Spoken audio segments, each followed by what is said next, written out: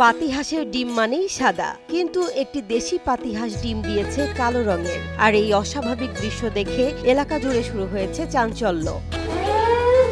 হাঁসগুলো প্রায় 1 মাস থেকে ডিম দিচ্ছে। আগে সব ডিমগুলোই সাদা ছিল।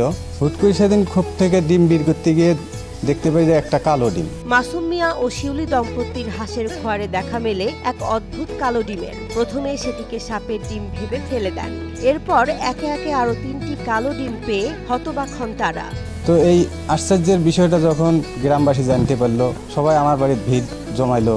মুহূর্তেই ছড়িয়ে পড়ে এ খবর। কালো ডিম দেখতে ভিড় জমায় আশপাশের মানুষও। তো কৌতূহলবশত আমি আসলাম দেখার জন্য। অনেক মানুষই আসতেছে দেখার জন্য।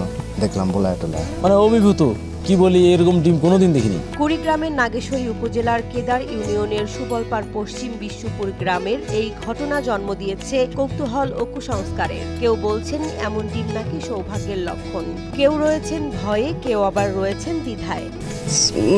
৬-৭টা হাঁস পুষি, সেটা তো জানি না কোনটা হাঁস ডিম পারে। তবে প্রাণী সম্পদ অধিদপ্তরের পক্ষ থেকে জানানো হয়েছে এটি জেনেটিক ভিন্নতার ফল। পুষ্টিগুণে কোনো পার্থক্য নেই, তাই আতঙ্কিত হওয়ার কারণও নেই।